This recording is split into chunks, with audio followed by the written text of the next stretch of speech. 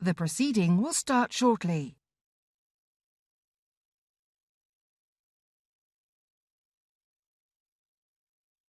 The proceeding will start shortly.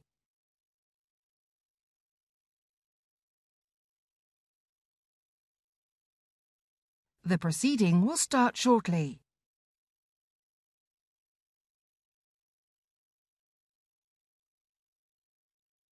The proceeding will start shortly.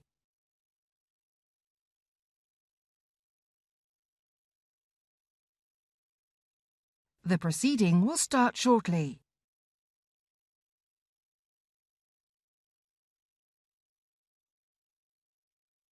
The proceeding will start shortly.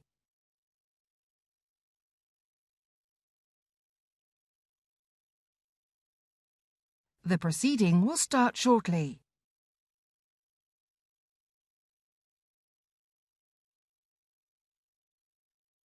The proceeding will start shortly.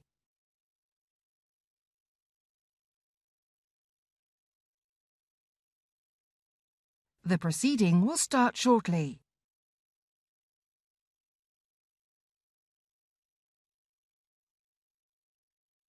The proceeding will start shortly.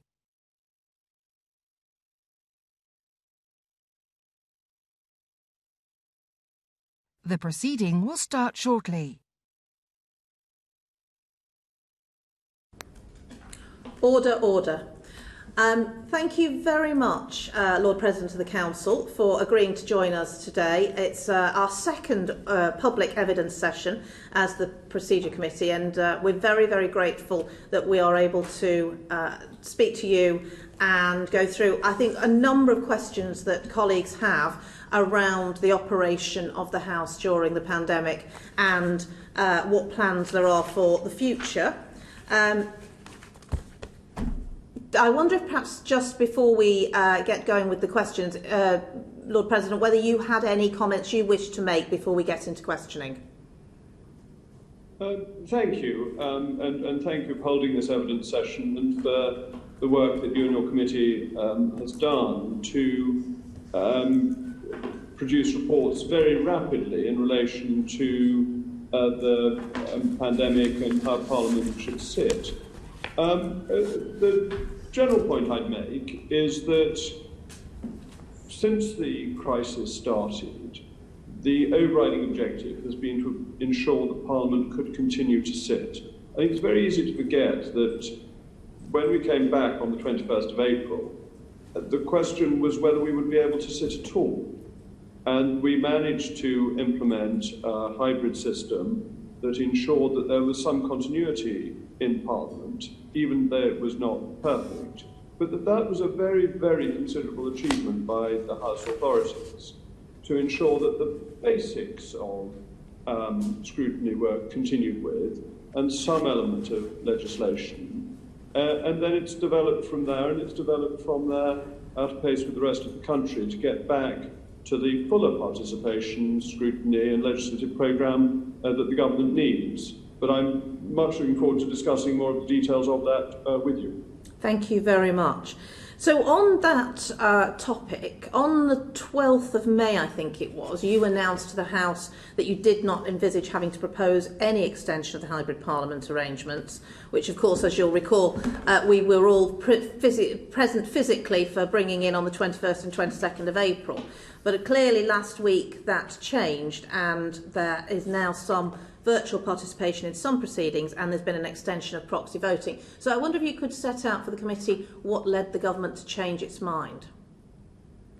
Well, it's very much the House of Commons moving with the country at large, and so we were moving as the country was beginning to open up, and we were making proposals for when schools would come back, ensuring that Parliament was going in line with that. And the message continuing to be that if you can work from home, do, but if your work requires you to attend your place of work, you should be going back to it. And that was the messaging the government was beginning to give very clearly at that point. And then the question was Parliament working properly in a virtual or hybrid sense? And as your committee recognised, it wasn't. It wasn't doing its job completely. It certainly wasn't meeting the requirements of the government's legislative programme, but the scrutiny was very stilted.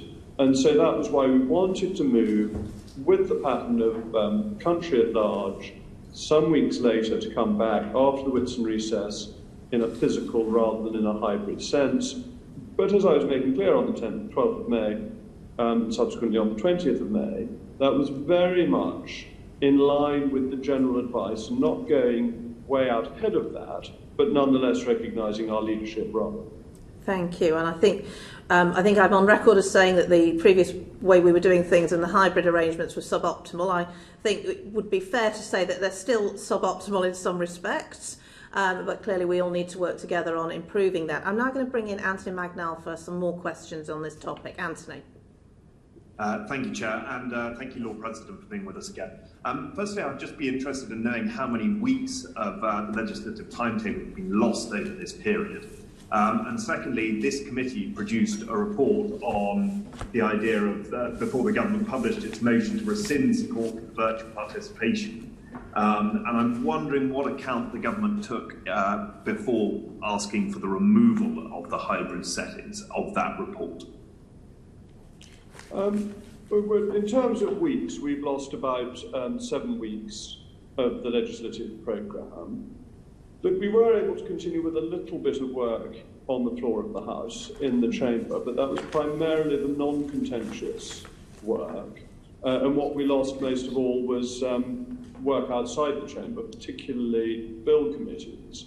Though I would also say that on the legislative programme, the rights of backbenchers to debate the legislation was severely hampered. So if you take the finance bill, second readings of the finance bill are not time limited. They are until MPs get fed up with talking.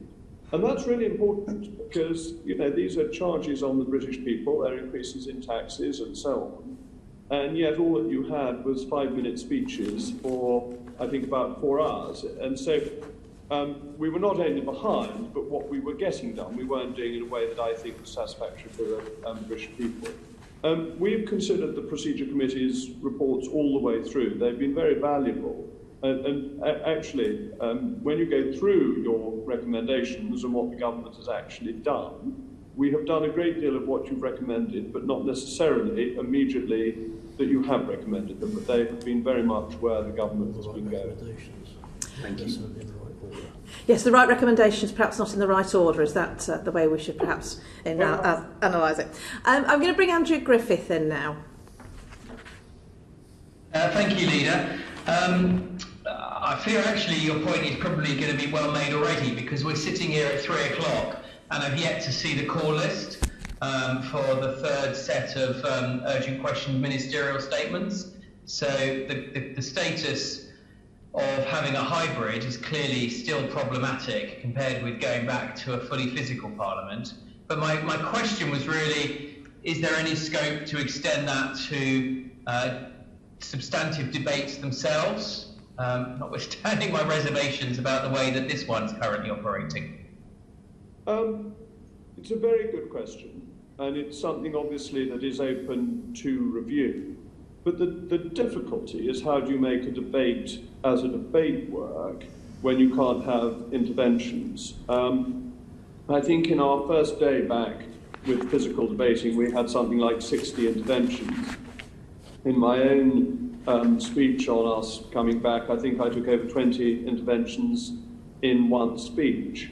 And that's how debates need to work. It's testing the argument, developing the argument, evolving the argument. It's not a series of monologues that were written hours before and take no account of what has been said during the course of the debate. So I think with questions, that's fine. The question you wanted to ask half an hour ago is like the same as the one you want to ask now. But in a debate, your speech ought to evolve. And that makes it particularly clunky to have legislative debates involving people coming in remotely and having to reset the programme every 2 hours to get the technology up and running and so on. So it's not something I'm opposed to in principle, it's just in practice, will it work? If I could be persuaded that it would work, then I would have no objection in principle. Well, I think that this committee will perhaps want to take that up with you, because I think we have some ideas of how it could work and how practically we could allow participation in substantive debates. But on the topic of other business, we're going to have some other questions later on, but Chris Elmore, who can't stay for the whole session, would just like to comment particularly on the point you've just made around public bill committees. Chris. Thank you, Chair. Good afternoon, Lord President. The government hasn't made any nominations to public bill committees until last month, which is when obviously you'll be aware that the domestic abuse bill was put forward. You've made statements on the floor of the House that one of the reasons for ending the proceedings before Whitson or at Whitson was that it was restricted to have public bill committees, or other public bill committees couldn't sit.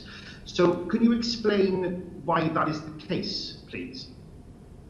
Well, I think you might want to speak to your Chief Whip in that regard.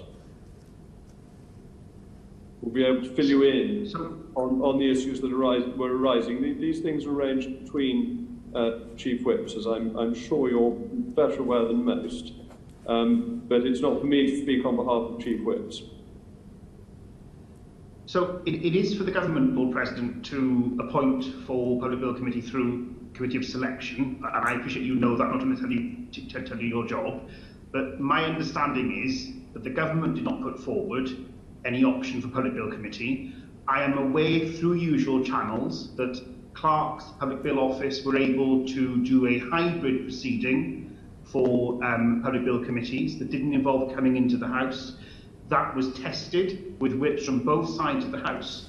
So I am confused that you say refer to my own Chief Whip or indeed to the government Chief Whip, because there was testing done. It wasn't progressed by government. The opposition it's not in the opposition's gift to put that forward. There were names from both the SNP, Liberal, Plaid and the official opposition for Public Bill Committee. So I'm just asking specifically what the logjam was in the government bringing forward the Public Bill Committees, because it does appear that other things were in place apart from the government putting forward names. My understanding on that is different from yours. First of all, on hybrid or virtual bill committees, it was never confirmed to my office that capability had been tested satisfactorily, so I'm interested that you had that and I didn't. But there was never any question of them having sufficient capacity. We will be having 4 bill committees up and running, and that was never suggested in a virtual system. But I'm afraid I've simply heard something different in terms of the willingness of the opposition to nominate to committees. And so I'm genuinely interested that you had been told that names had come forward, because my information was the opposite. And that's why these things are best taken up by calling Chief Whips to give evidence, because they discuss things directly between them, and you and I hear these things second-hand. But my understanding of the government position is that we were very keen to get the names to the Committee of Selection. Can I just check at something, because there's some confusion here. When we have taken evidence previously, there's been no suggestion that physical bill committees could meet even when the chamber was operating in a hybrid system. So there was nothing to stop a physical public bill committee from meeting. The hybrid arrangements were for the chamber only. Can you just clarify what the situation is, because that doesn't seem to be in line with some of the other things we've been told? That's right. Bill committees could have sat physically, but my understanding was that we were not getting names from the official opposition for those bill committees, and that was a major logjam. But I've just heard differently, and that's why I think this is the matter that needs to be taken up with other people who have the actual answers rather than second-hand answers. Could we ask you, perhaps, Lord President, if you can find out exactly what the situation is, because it does feel as if we're being told different things by different people, and we would like clarity on that matter. I think we're all frustrated, particularly those of us who were elected on the same manifesto that some of our legislation appears to have been held up, and there isn't clarity as to why it's been held up. Some are saying it's because public bill committees couldn't meet. You've clearly said that that's not the case. Physical bill committees could have met over the period of the hybrid parliament. Your understanding is it's about not having appointments to the Committee of Selection. If that is the case, there's some breakdown in usual channels, which is not acceptable. We've heard other concerns, so I think we would like to know. I wonder if you could perhaps write to us with the correct position. Yes, I'll tell you my understanding, because that may be helpful. Bill committees could meet, though there was a question of how many, and that nominations were not being made by the opposition. That is the position as I understood it. Okay. Does anyone else have any points on that? Because I think Kirsty Blackman. So the statement... Sorry, Kirsty, we've lost you. Can you start again? So the statement that was made in the House about us having... No, we've lost you again. We'll try... Can you get your microphone closer to your mouth? Because we get the beginning and then we lose you. Why don't you go again? Is that better? Yes. Okay, read it in the House. In the House. No, it's gone again. I've got a hardware issue. Why do you want to type the question to me and I'll read it out to the leader, and just be absolutely clear. And I know you've got the next set of questions, Kirsty, so I wonder if we can try and find a way of resolving this sound issue before we go on. Perhaps while we're trying to resolve that, James Sunderland, could you perhaps take your question, and if Kirsty sets up her iPad, and we'll come back to this if that's okay with you, Lord President. I think what we're seeing is one of the many suboptimal issues around virtual participation. So we're all of us understanding of this, but we also need to understand exactly where we've got to. So James Sunderland, perhaps you could take your question, and we'll go back to Kirsty. Good afternoon, Chair, Lord President. Thank you again for joining us. My question is in two parts. The first part is that on the Wednesday, 3rd of June, what notice did you have that the Prime Minister planned to make an announcement about extending proxy voting?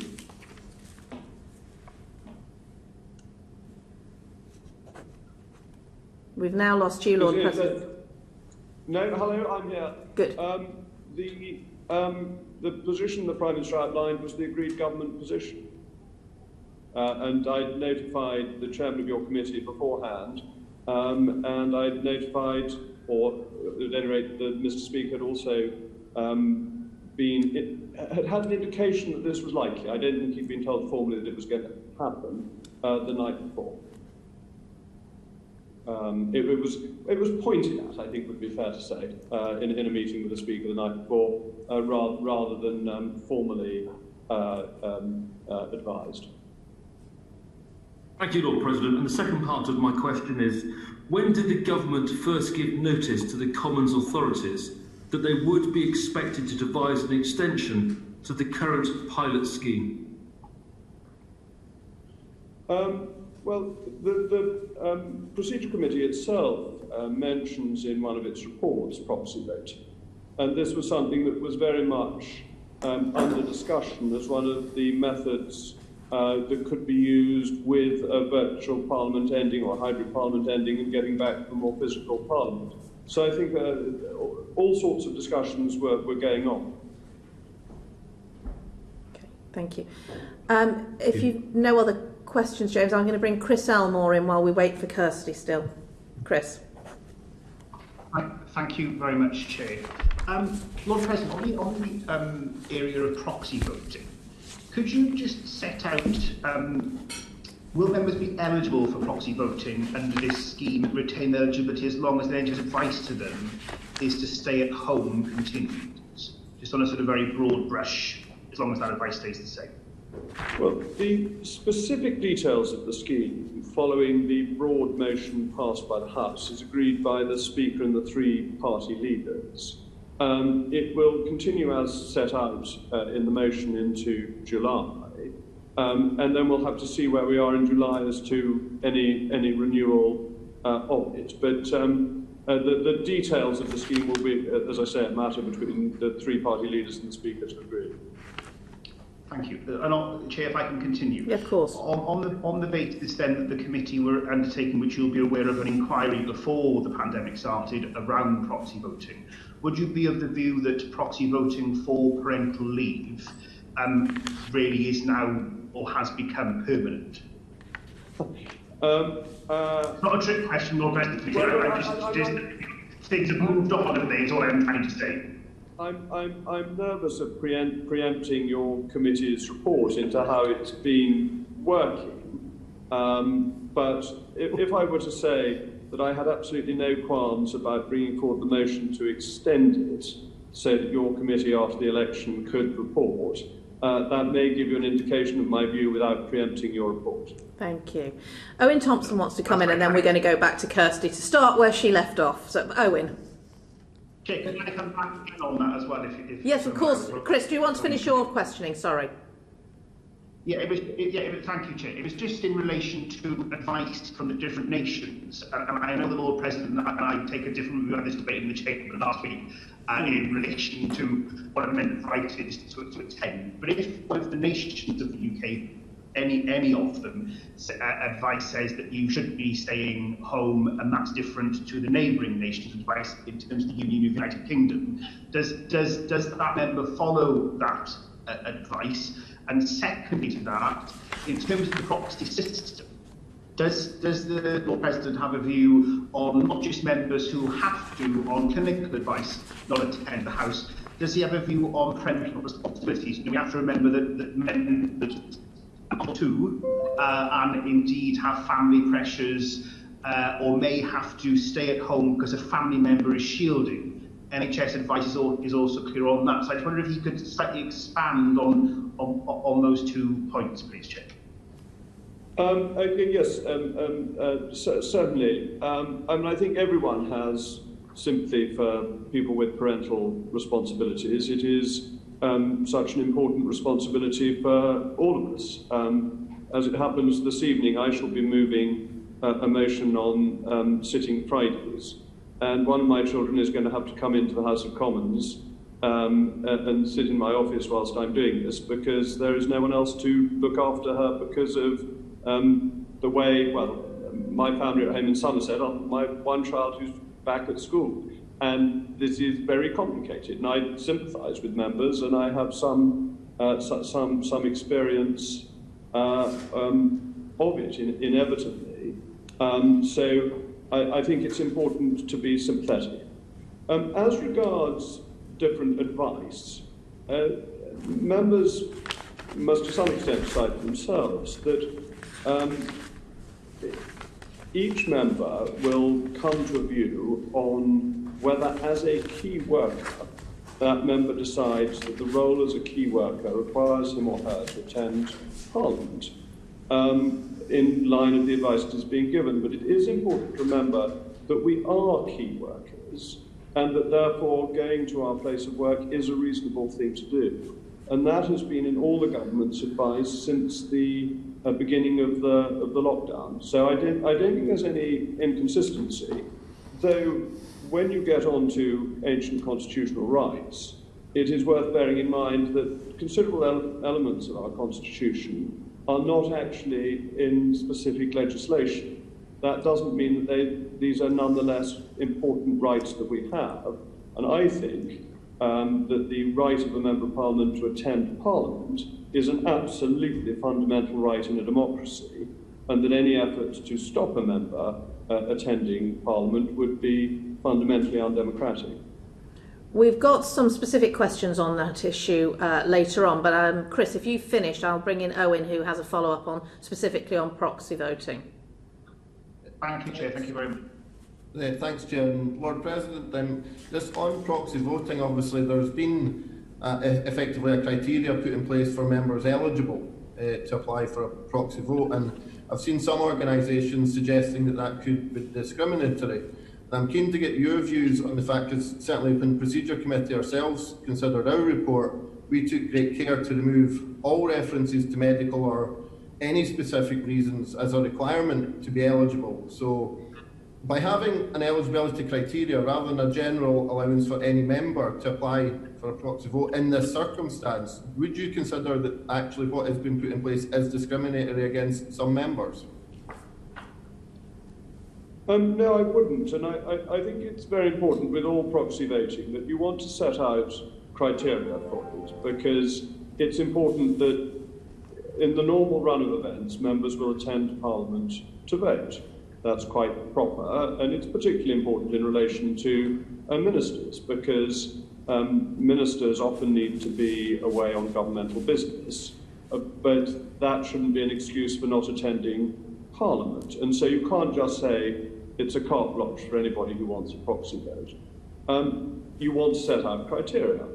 When you set out those criteria, then of course members have a choice, and I absolutely accept that members may well want to maintain confidentiality around any medical condition that they may have, but any member in that position may arrange to have a pair, and that therefore their view will be represented through the pairing system, which is very well established, rather than having a proxy. So if your choice is either everybody can have a proxy, or people have to have a reason, but they are able to maintain confidentiality if they wish, then I would go for the second option.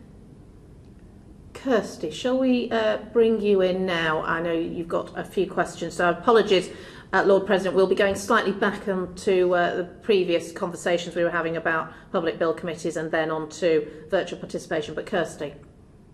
And I apologise for the issues that I was having with my hardware. Leader of the House, I've got a couple of questions. The first one is on what you just said about the disclosure that people are going to have to make about what health condition it is that they have in order to get that proxy vote, or in fact in order to participate virtually. Because the criteria have been published, it is possible for the general public now to work out whether or not an MP fits into one of those categories. Does the Leader of the House not think that we have to give enough information to members of the public without having to disclose personal health conditions to those members of the public as well, but maybe it's not something that people have even told their families?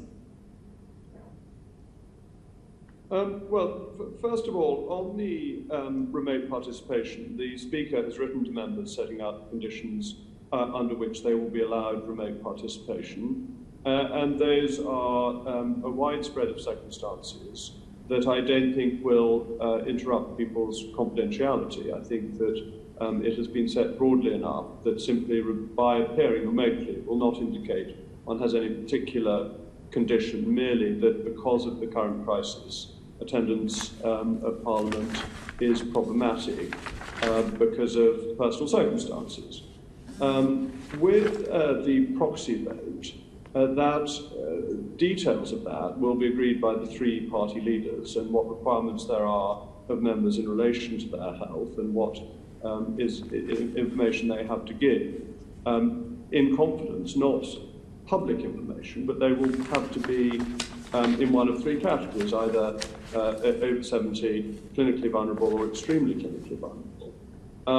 And that will be a choice for them as to whether to apply for a proxy vote, or whether they in fact decide that they would rather be paired, in which case they don't have to give that information at all, nor apply for proxy vote. So I think confidentiality is maintained.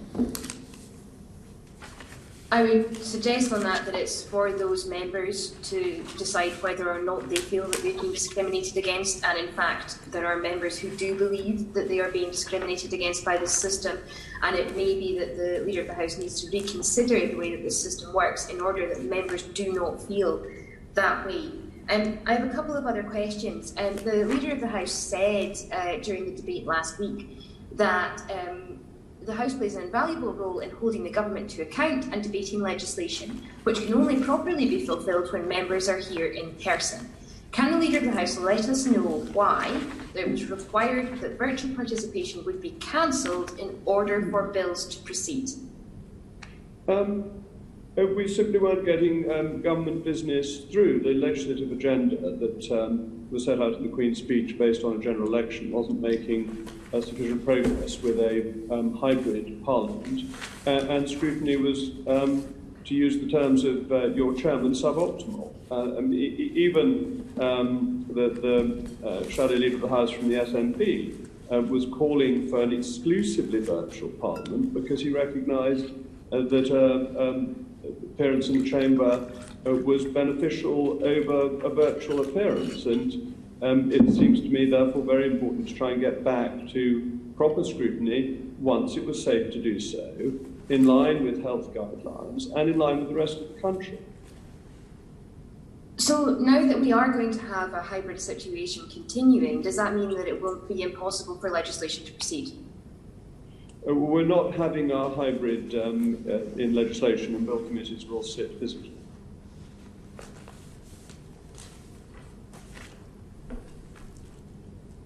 I have a couple more questions. The questions around virtual participation and where things are in virtual participation, this will elapse, if you like, on the 7th of July. Can the government tell us what criteria would need to be in place in order for it to continue? And is the Leader of the House also aware that shielding guidance in Scotland has been extended until the 31st of July? So those people in Scotland who are shielding will be required to do so until the 31st of July.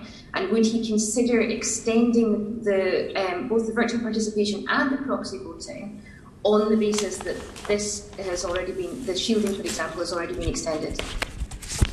I understand that the proxy voting is going on until later in July anyway, in line with the experiment in proxy voting for maternity and paternity leave.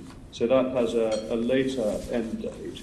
But the 7th of July is in relation to the potential opening up that may take place slightly before that, and that we will carry on following the advice that is being given nationally as to how we should proceed. So that's the reason for that date, and we will follow what the rest of the country is doing. So if I could just, Kirsty, if I could just ask a point on that, and then I'll bring you back in. I do accept the point you're making, Lord President, about the 7th of July being after the next likely changes in terms of the way the lockdown operates in England, certainly. But obviously on the 20th of May, when the decision was taken not to extend the virtual parliament, we didn't know at that point. We understood, we expected schools to reopen, etc. But on the same basis, surely it would have been better to have continued with the previous motion with a virtual parliament and remote voting until we'd actually come back to parliament after the Whitsun recess, rather than having this strange situation of having to recall parliament in order to bring forward amendments to the motion, the resolution that had been resolved on the 21st of April, which in itself had been suboptimal again because we'd had to come back physically at a point where we didn't want to be there physically. No, I wouldn't agree with that, actually.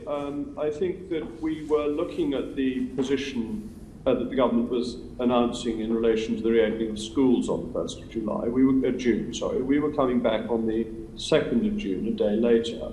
There was always the possibility that events would change between the 20th of May and the 1st of June / 2nd of June, and that our motions had been promised to members as temporary. I think for us to have extended the motions beyond the point at which the government was advising schools to go back would have shown a lack of leadership from Parliament, and that therefore we needed to be looking at what was happening elsewhere. I actually think the comparison with schools is very good, because some schools have made great strides in terms of hybrid learning, but that hybrid learning is not as good as learning in the schoolroom. And we see that with Parliament. A hybrid Parliament is not as good as a real Parliament, and we were trying to get back to it, as I say, in line with the rest of the country. So in that case, would it have been better to have done the work, the motions that we did on Tuesday last week, on the 20th of May, before we rose for the Whitsun recess? I just don't understand why we had this this recall of Parliament needed to happen in order to do things that we could have done before the Whitsun recess? Well, because I don't think we could have done it before the Whitsun recess, because things were evolving, and that a near fortnight during the course of the pandemic can see a significant change in either direction as to the requirements that there were going to be. And therefore you couldn't be certain on the 20th of May what the position would be on the 2nd of June. A technical recall, a recall of a couple of hours, meant that motions could be put down on the Monday for the Tuesday, whereas if we hadn't had that recall, any motions for the Tuesday, the 2nd, would have had to have been put down on the day that Parliament rose for the Whitsun recess. But that was at a position where it wasn't entirely clear what the situation would be nationally. It was clear what it would be hoped for, but not what the actuality would be. So that's why we had to do it as more information became available. I suppose I will bring Kirsty in a moment, but we recommended, of course, that the motion should have been extended to the 3rd of June to avoid that need for the recall. I guess as it would have expired on the 3rd of June, would that have been so bad? Well, I think that we wanted to be getting back to normal in the same way that the schools were, and that schools were planning to go back on the 1st of June, as indeed they did in a limited way, and we wanted to get back to normal at the same time, and I think that made absolute sense and gave us the ability to consider where we wanted to go at that stage, which we have then done. But I do think it was always important for us to be going with the country at large. Okay, thank you. Kirsty, sorry, I got in your flow. That's okay, dear. Just on that, Leader, you've just been very clear with us about the fact that things were evolving very quickly, things were changing, and you're right, things could have gone either way during that 2-week period. Do you not accept that you made a mistake, that this was the wrong thing to do, and that the government apologise and say, we're sorry, we should have done this the other way around, because that would have meant much less upheaval and much more certainty for everybody? Well, you can't provide certainty in an uncertain world as a general point of principle, but no, I think it was right for MPs to be coming back. I do think we have a leadership role in our communities. And the very clear message from the government was that people who couldn't work effectively from home ought to go back to their workplaces. And I think you have to recognise there was a change of emphasis between the early stage of the lockdown and the second stage of the lockdown. And once we were into the second stage of the lockdown, the emphasis to going back to work, if that was the only way you could do your job properly, was much stronger. And that is what we were following. And I think it's only right that MPs do what they are telling their constituents to do. But the only reason that we couldn't work from home was because the government removed our ability to work from home. So, you know, we were put in that position. But my next question is about proxy voting, and I'm sorry if I missed this when I had to leave because of my sound issues. Can you let us know when you think the proxy voting will be brought in? Well, on your first point, the reason we couldn't carry on working from home is that we weren't running Parliament properly. So we couldn't do our job properly that way. The details of the proxy scheme are being discussed between the representatives of the three-party leaders and the Speaker, and they're the ones who, under the standing order, modelled on the standing order for paternity and maternity leave, are the ones who have to agree the system, and they are working on that. And I think the Speaker said last week he hoped that it would be introduced early this week. One last question, Chair. Just on the question of doing things properly, does the Leader of the House not agree that the scenes that we saw in Parliament last week with the voting, with the very, very long line and the 45 minutes and the people having to stand outside and the lack of social distancing, that certainly was not doing our jobs properly? Well, the first vote took 45 minutes, the second vote took just over half an hour, the third vote took just under half an hour. People got used to the system. As I said in the debate that preceded that vote, there were bound to be teething problems, and I think there will be later this week an even better system that Mr. Speaker's been working on to deliver for MPs. But inevitably, in the midst of a pandemic and the crisis surrounding it, some things that are introduced will improve with time. That's just how things work. But I don't think MPs should be ashamed about queuing for 45 minutes. I don't think that was an impossible burden to put on members of Parliament. I think it's something our constituents are quite used to. I would concur they're quite used to it, as I think we all are when we're queuing for the supermarket, but they perhaps don't have to do it on their way to work. And I think our constituents want to make sure that we do have the maximum time available to do the job that they elected us to do. So I hope we'll be moving away from that particular form of divisions as soon as possible. You've indicated, Lord President, that there will be a change in the way divisions operate. Are you able to give us any more information on that? I think it's really a matter for Mr. Speaker, and I don't want to tread on his toes. And do you know when we're likely to be able to use the new form of divisions? I saw a test of it this morning, and it seemed to work efficiently. I think during the course of this week is the aim, but quite rightly, the Commons officials are trying to ensure that it works properly before introducing it. So it's being worked on. I will give you I'm not trying to be coy about this. It involves using your MP's card to swipe in the division lobby, and it seems a quicker and efficient system, but it is being tested, and it is, as I say, a matter for Mr. Speaker.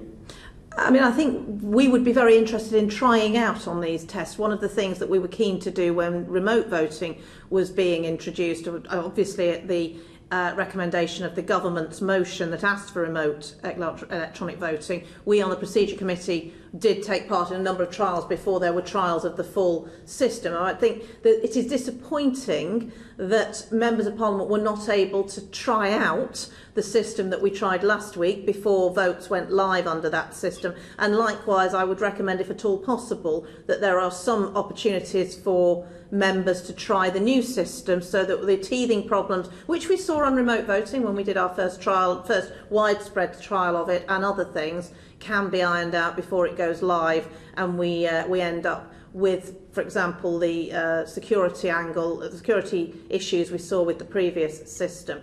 Can I just ask one final question on divisions before I move to Owen, who's going to ask further questions on divisions, but this is specifically on how much time these votes take. Now, clearly, with 2 metre distancing, any division, even using card readers in the lobbies and more opportunities to vote, is still going to be a longer vote than we've had previously, and in the ideal world where we can all be in the division lobby and get through and declare a vote within 15 minutes. So will the government be looking at extending the amount of time in programme motions that's allocated for scrutiny to compensate for the fact that we may be spending a great deal of the day not scrutinising government but actually queuing up to vote? It obviously depends on the stage of the bill that you're at, that at second reading and on debates on motions, where the vote is taken at the end of the day, it merely means we stay a bit late. It doesn't mean that any time for scrutiny is lost. I'm very conscious of your point in relation to Committee of the Whole House and the fourth stage, and your point is noted. Let's see how long it takes for the new system. But there is always a balance within this, and we all know that the call for divisions is something that is always subject to the desire to debate, and that works in a way that ensures that the major issues are voted upon, but that divisions, the result of which are known before the vote takes place and simply eat into time, are not always forced. But MPs have a right to force a division if they want one, and it's, as so often within the House of Commons, it's a balancing act with everybody recognising that ultimately business needs to be concluded, but there needs to be proper debate around it, and how you adjust the time requires an element of goodwill on all sides. And on that point, will you consider changing standing orders so that more deferred divisions can be used? Because clearly, at a time when we're in a pandemic, members are naturally nervous about coming into close proximity with colleagues, particularly as we're in this unique position. We don't do our jobs close to our home most of the time. We're one of the few key workers where our jobs are almost certainly a long distance from our homes, and we are travelling back to our homes potentially, taking with us whatever we pick up here, or bringing with us whatever we have from our constituencies. And I think that movement, the more that can be minimised, I suspect people would be very happy to see that. So I wonder whether you'll looking at deferred divisions as the committee recommended. I'm well aware of your recommendation. I think it's a helpful recommendation, and it's under discussion. It's simply a question of how do you make it work, because the point at which the most time would be saved by deferred divisions is at the point at which deferred divisions are the least helpful in terms of the progression of business. Okay, thank you. Can I bring Owen Thompson in again? Thank you, Chair. Lord President, the system of electronic voting that we used between the 12th and 20th of May obviously was a system that many members had, I think, got used to. Could I ask if ministers identified any technical defects in that system as opposed to user error? Inevitably, there's user error with new systems. The system is not the problem within the system. The problem is within how MPs should be carrying out their job. And you may have noticed MPs tweeting about how they were voting. And with every piece of legislation, every change in the law, you are restricting people's freedoms, potentially creating new criminal offences. And it seems to me that this is a serious thing that should be done, not when people are going for a nice walk or whatever they're doing, but when they're physically in Parliament attending to the business of Parliament. That's the real problem with remote voting. So, I mean, I absolutely agree that it's a sort of a fundamental part of the job is the being ability to cast a vote. And obviously, the electronic system that we were using was allowing between 500 or 600 members to vote without error in each division, which could be completed in around 15 minutes without any need to queue. Could you tell us why the system just now that's excluding almost a couple of hundred or more members at a time is preferable to the system that actually allowed all members to participate and actually fully carry out their jobs?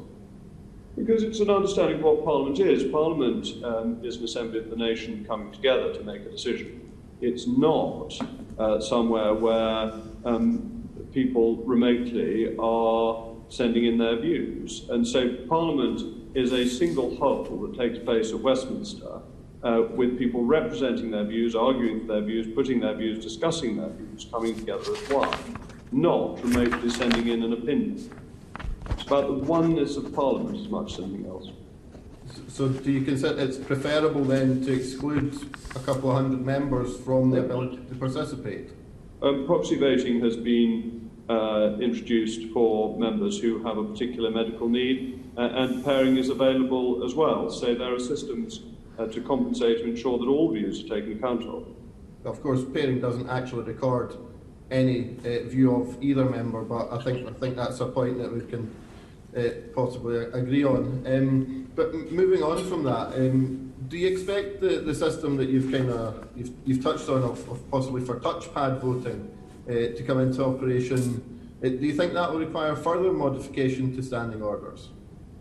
The system for divisions, as I indicated to Madam Speaker, I was just trying to be helpful to the committee. Okay, but if it did happen to show particular efficiency, do you consider that would be extended towards the end of the pandemic rather than another short-term period? I mean, let's see how any new system works before trying for me to jump to conclusions, and I hope the Procedure Committee would have views on it anyway, which would be very valuable to further consideration. Thank you very much, Lord President. I think we need to see how this new voting system operates. As I say, if perhaps there can be some tests that maybe we can participate in, we would appreciate that. But if we can now move back to the question of scrutiny of legislation, and Rob Roberts has questions. Thank you, Chair. Good afternoon, Lord President. Apologies for being late to the meeting. My first question is regarding bill committees. We've scheduled 4 bill committees to run this week with 18 sittings, and I'm interested to know what estimate you've made of the number of House staff that are required to attend in order to service those committees. The number of House staff that has gone up, been needed with the physical attendance is about 100. Okay, thank you very much. Is that the normal number that would be required, or have we deliberately scaled that down to the minimum number? Would it normally be 100 for that level of sitting? We're running at a much lower level of staff working in the Palace of Westminster. Anybody who can work from home is continuing to work from home in accordance with government guidelines. Excellent, thank you very much.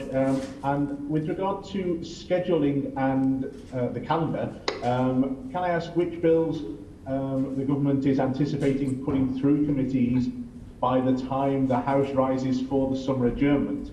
And indeed, how many statutory instruments the government requires to be considered in DL committees during the same period?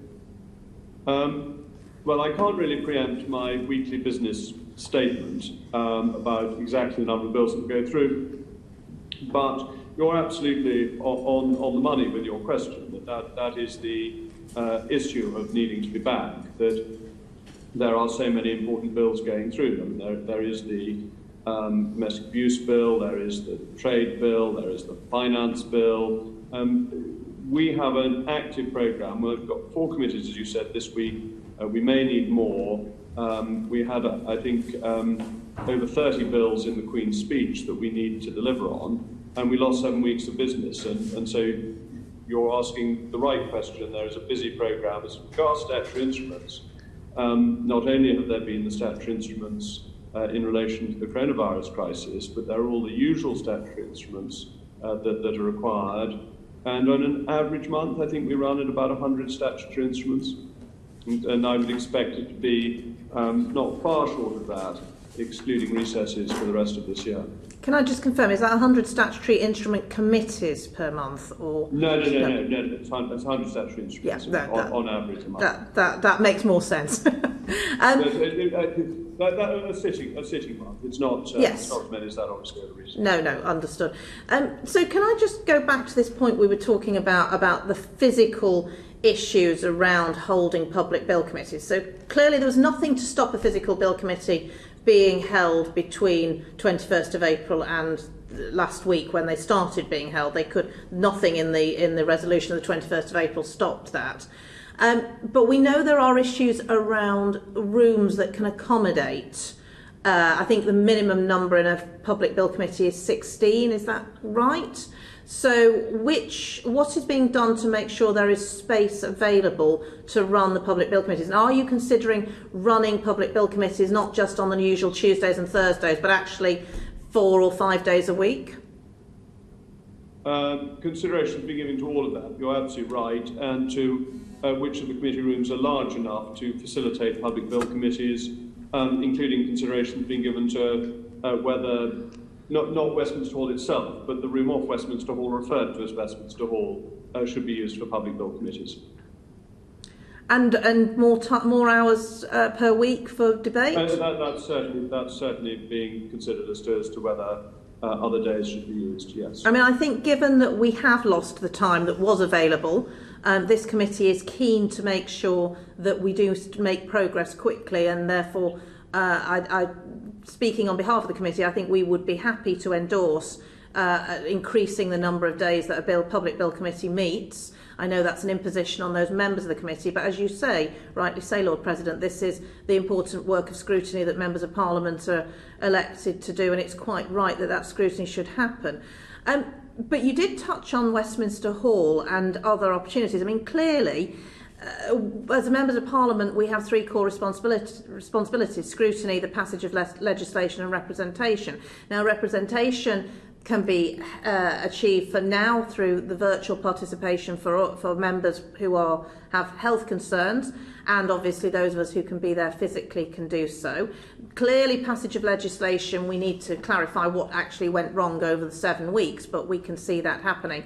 But representation is a problem in terms of our constituents and backbench business. And so if Westminster Hall, the Grand Committee room, is going to be used for public bill committees, what is going to happen in terms of the, I know we have some adjournment debates, but the normal run of adjournment debates, how are we going to manage with private members' bills, where clearly you've got a debate about that later. What about opposition days, backbench business?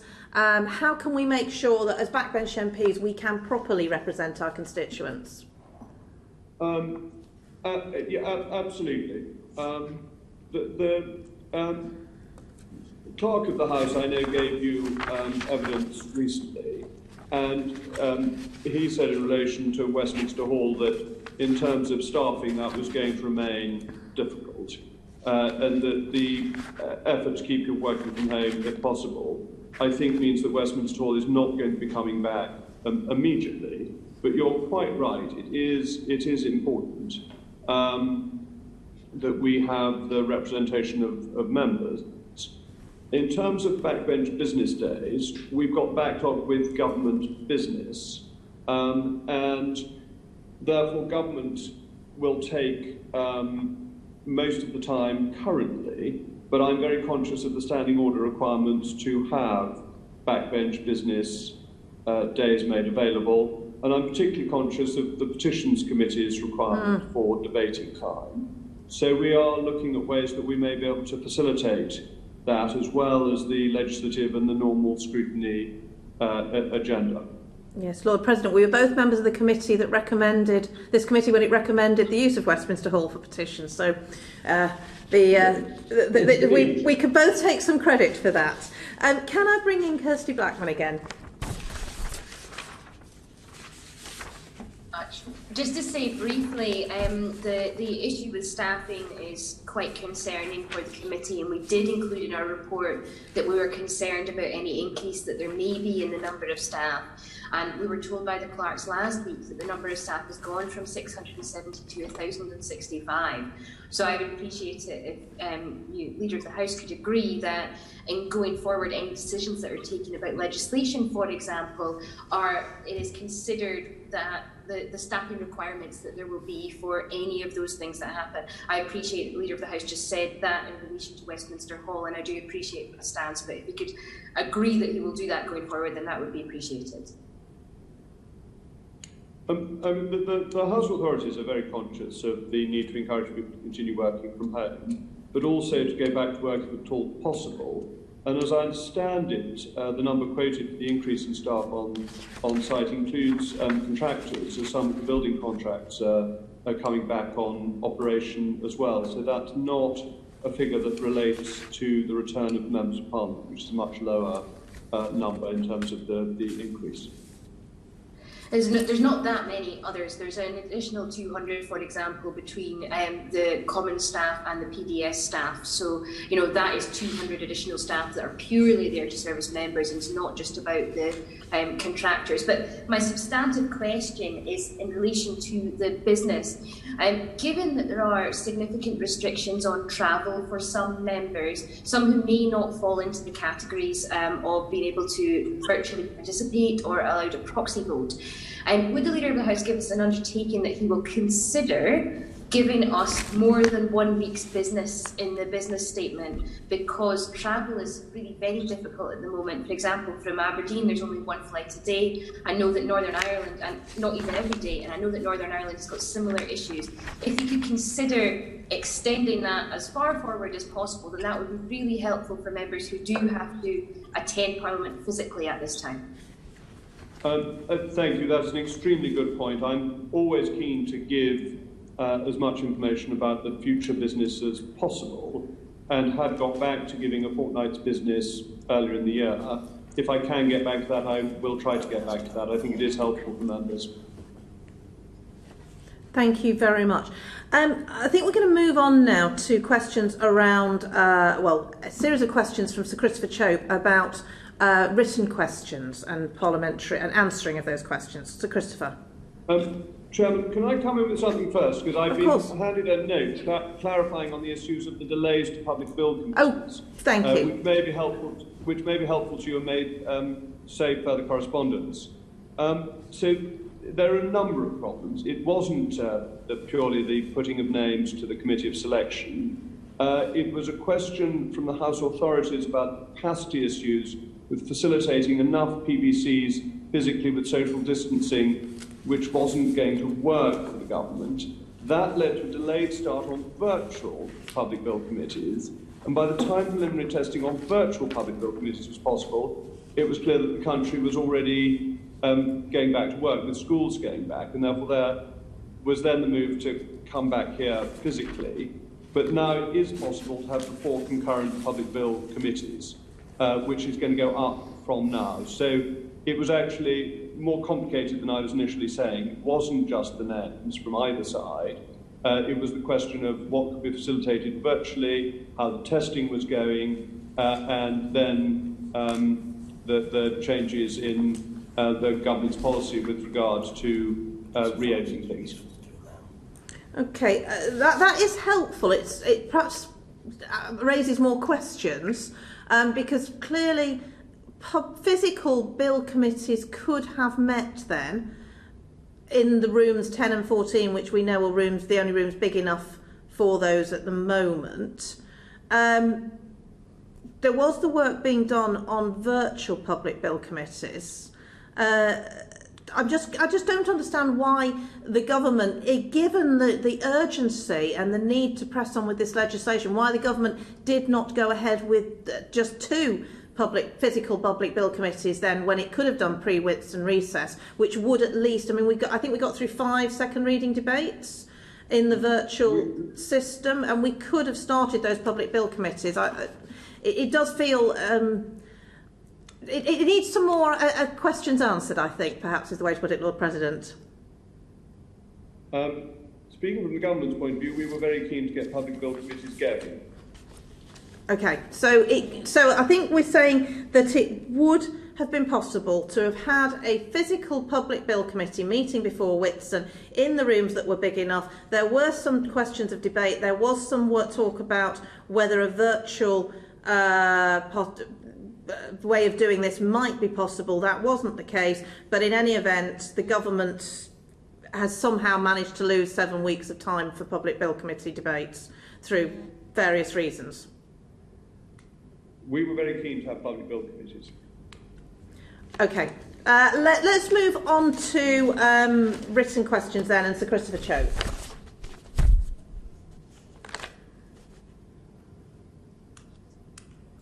The champion of backbenchers within government and backbench rights, if he can do something about the unacceptable delays in responding to written questions. I've raised this myself before, and a lot of other members have, but the latest figures are that as of yesterday, there were 189 priority written questions to the Department of Health and Social Care, which had not been answered on time, which we received holding replies with no indication as to when replies might be forthcoming. And I know the Lord President has been sympathetic to the burden upon the Department of Health and Social Care, but can I remind him that it is essentially an English-only department, so this is a lack of service to English MPs, and obviously it's the lead department at the moment in suppressing individual freedom, and that's why there are a lot of questions being raised about the restriction of individual rights. Just as one example, I have been trying to raise the issue of the 6-foot social distancing measure, the justification for it, the rationale for it, and so on. And I am finding it impossible to get timely answers, although this is of great public importance.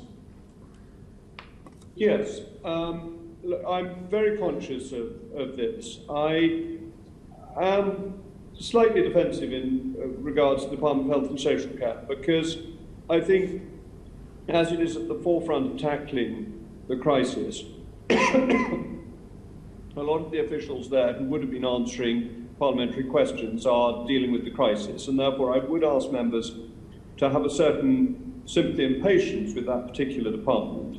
However, I have now got figures across departments for those who are not performing well, and I will undertake to write to the responsible ministers to encourage them to improve their responsiveness. And as it happens, the Department of Health and Social Care, that has the most outstanding holding answers, does not have the lowest percentage of answers for named day questions on the figures that I've got. I won't name the department at the moment, but I can assure the committee that I will take this up. I take it very seriously. And when I was on the committee, there was a problem with a particular department, and the committee called in a junior minister and then indeed the Secretary of State to answer questions as to why the department was not answering questions fast enough. And that is something that your committee, I think, has the authority to do if the situation deteriorates further or doesn't begin to get better.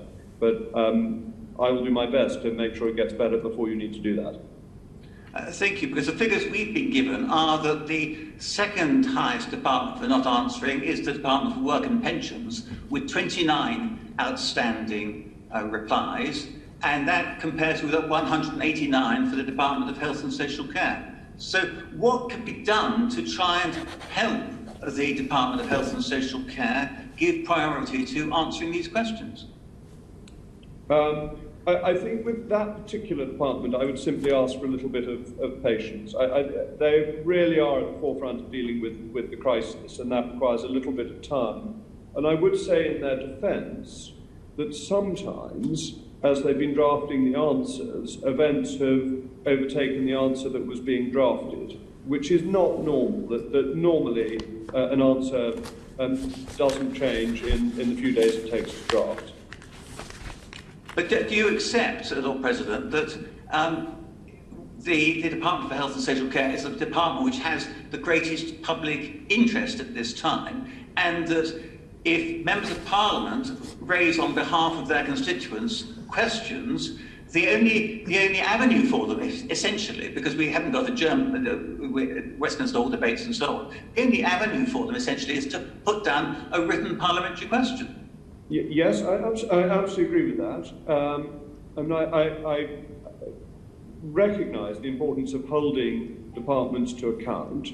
On the figures I've got, the Department of Health and Social Care has answered, of its ordinary written questions, 80% of them within 5 working days. So, absolutely, the list of the number of holding replies is too high, but in the round, it's not doing, considering the pressures on it, it's not doing as badly as all that. Well, it seems to me, from my own experience, that what's happening is that the more sensitive questions are being delayed and delayed so that the department doesn't have to account for its behaviour. Fortunately, the Secretary of State's been coming to the House regularly, yes, and now we've got a physical Parliament back, there's more opportunity to ask him testing questions. So if that were their strategy, which I'm sure it isn't, the Secretary of State will be on the floor of the House to answer directly. Thank you. Thank you, Sir Christopher. Can I now, we'll now move on to the points we touched on earlier, Lord President, around the right of a Member of Parliament to attend Parliament, and Suzanne Webb's going to start that. Thank you, Chair. So the question is in your view, can individual members lay claim to a right to attend the House without interference? And if you believe this is the case, if this is right, which attaches to, does it attach to individual members or to allow the Institute of Parliament to function? The right to attend Parliament is very ancient, and Erskine May dates it back to 1340.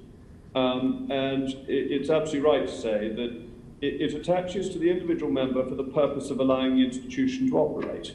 So you can't, the institution couldn't operate if nobody was allowed to turn up. But the clerk giving evidence to you quite rightly pointed out that it mustn't be an undue interference, and it's been well established that a Member of Parliament committing a criminal offence can be arrested for that criminal offence, regardless of whether or not that Member of Parliament is going to Parliament, and that a Member of Parliament can be held in prison for a criminal offence. What happens if a law is passed which makes attending Parliament a criminal offence is a very, very interesting question, and one I think that would give our learned friends food for thought and fees to pay for food. There has never, as far as I'm aware, previously been any suggestion of a law that would make the attendance of Parliament illegal. And there, I think you would have a clash of constitutional principle. And I would hope that the right to attend Parliament would override it, because I think that is an absolutely fundamental right within our democracy. Thank you. Can I bring Rob Roberts in? Thank you, Chair, and thank you, Lord President. You preempted my question with skill and alacrity. Very well done.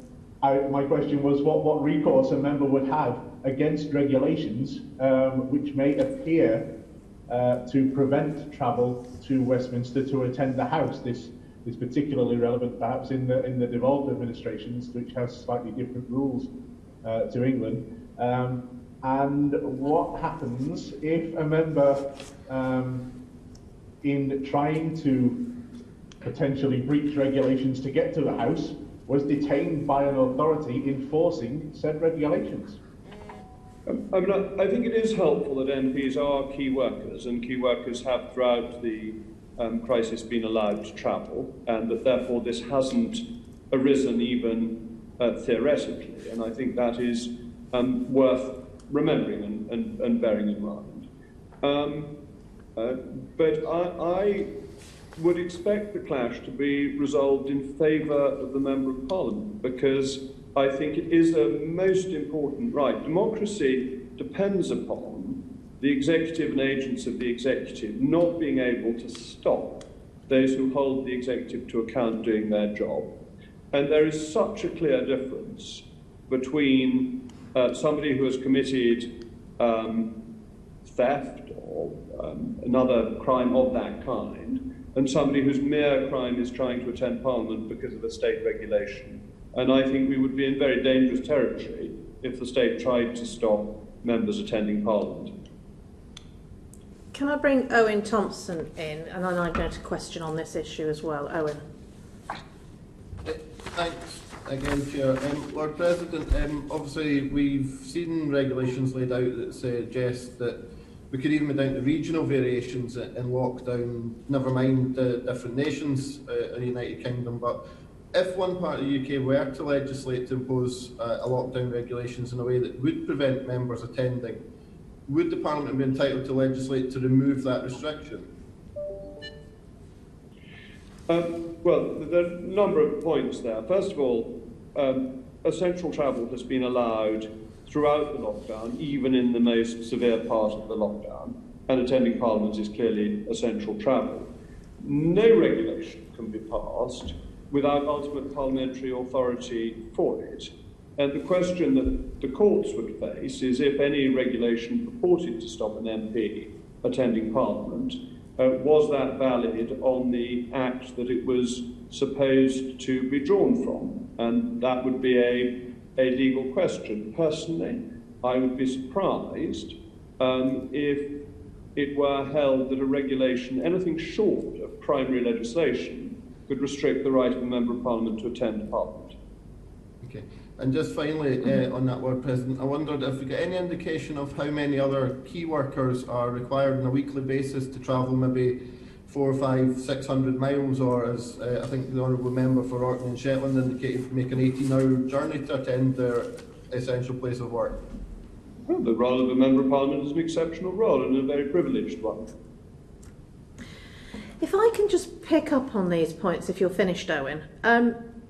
So I last week had a conversation with my local authority about local lockdowns that might come in as a result of test and trace. Now, Clearly, I think we can all agree, and we agree, that yes, there is a role for parliamentarians in scrutinising the executive and representing their constituents in Parliament. But our job is wider than that, and we have a place of work which is also in our constituencies, representing our constituents and ensuring that we are dealing with casework. And I think, whilst I accept the point you've made, Lord President, that getting back to Parliament is an important statement that needs to be made. Although we were, of course, in Parliament before Whitsun recess as well, that was, of course, possible. But we also have the job of representing our constituents, and I think it would be fair to say that members of Parliament and their staff have worked incredibly hard over the last few weeks, dealing with an unprecedented amount of casework, individual casework from constituents who needed help and support to obtain the financial support, very welcome financial support from the government, to help people who had issues around childcare, issues around benefit, and an unprecedented, as I say, number of cases. Now, we do that job in our constituencies. So going back to my point, when I spoke to my local authority, they told me that if there was a local lockdown in my area, then if I was in Westminster, I would not be allowed to return to my constituency and enter the local lockdown. And if I was in the local lockdown, they would not expect me to leave there because it would be going against the government's own advice on how to manage local lockdowns. I just wonder, how do we square this? There's a tension here and we need to resolve it. Well, that somebody has a right doesn't mean that that person always wishes to exercise that right. And I think that's important to bear in mind, that if the test and trace system said to me that I ought to quarantine myself, in spite of my undoubted and ancient right to attend Parliament, I would not attend Parliament for 14 days, but I would do so as a choice, because my absolute and undisputed right to attend Parliament is not something that ought to be taken away. And I think most MPs would make the same choice, and you, in your constituency, if advised by your local authority, would similarly be entitled to make a choice as to what you then did without affecting your right. But the principle is nonetheless a very important principle, because if it were a very broad area that were told was unable to come, you might find that a whole area of the country was unrepresented, and that would seem to me to be potentially dangerous in terms of our democracy. Or potentially all MPs stuck in Westminster unable to get back to their constituencies and do that very important part of their job in their constituencies. Well, I must confess that before I came back to Westminster, I checked with the powers that be that I was in fact allowed to go home to my family, and the answer was that I was allowed to go back to my family, and that is true for MPs. But is that the case if there was a local lockdown in the area your family was in?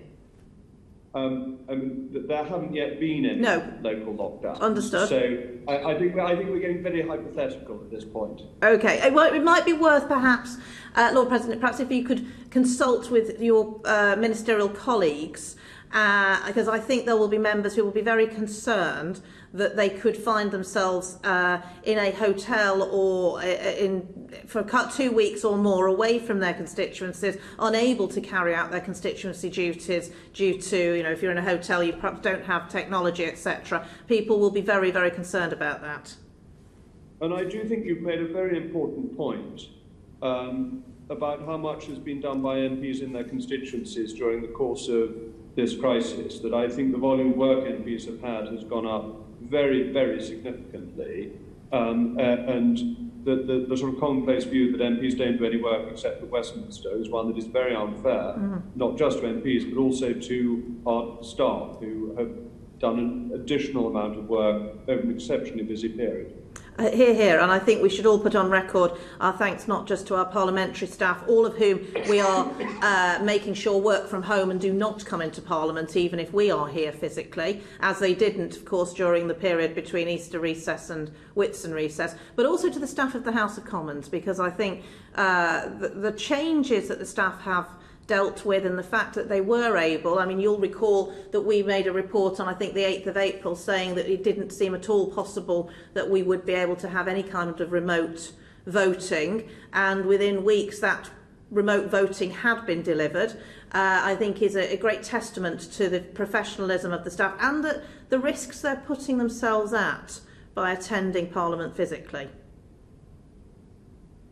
Well, I think the House of Commons authorities have done an absolutely magnificent job and have done things that no one thought that could be done when we went away for Easter. I'm full of admiration for what they have done. We're now going to move on to what's going to happen next. Just a couple of questions, Lord President. I know you've got a debate to prepare for. I think some of us will also be participating in that debate. But I'm going to bring Suzanne Webb in with a question about looking forward. So what particular concerns have you had about the operation of the Commons procedures since you actually took your role as the leader? Well, it's a very important question because the Commons procedures are here to facilitate the efficient operation of Parliament rather than being here as an end in themselves. And I think we have had the most extraordinary period of flux in an understanding of procedures.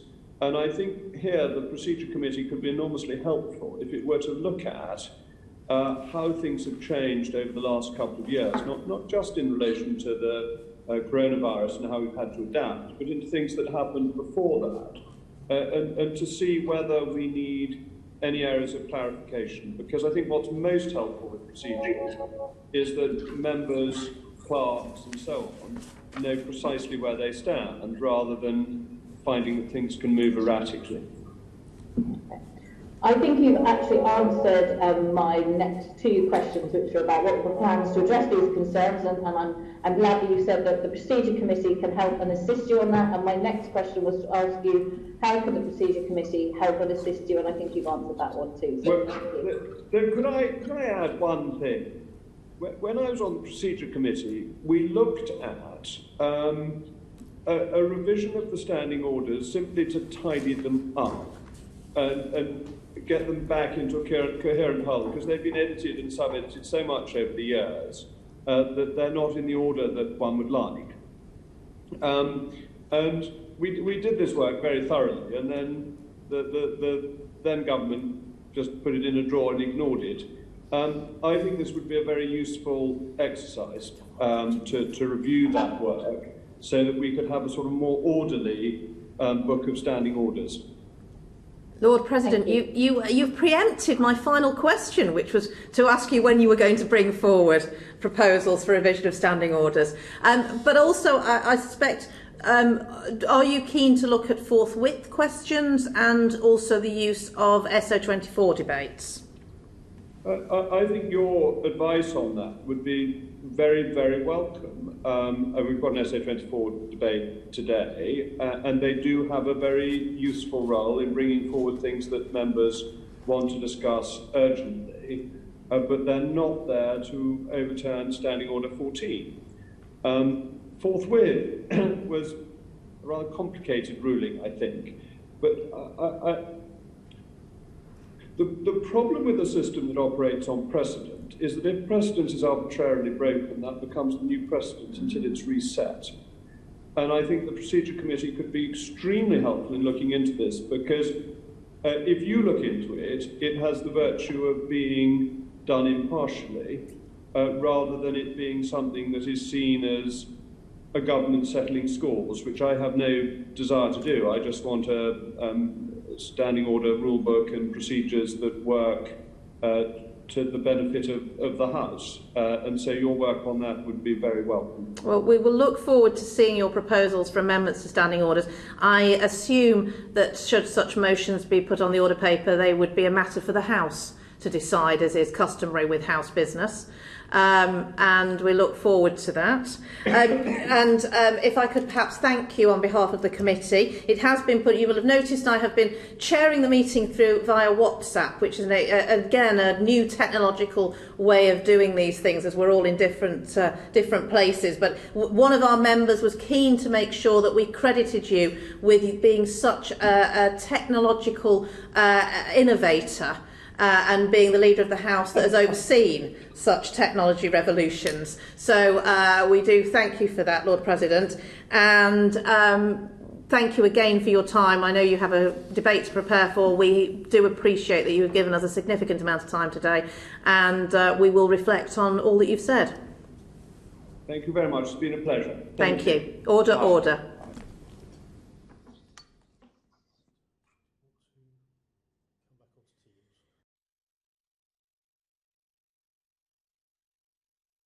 The proceeding has ended.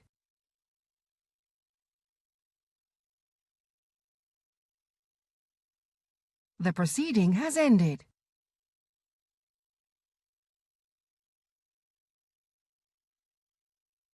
The proceeding has ended.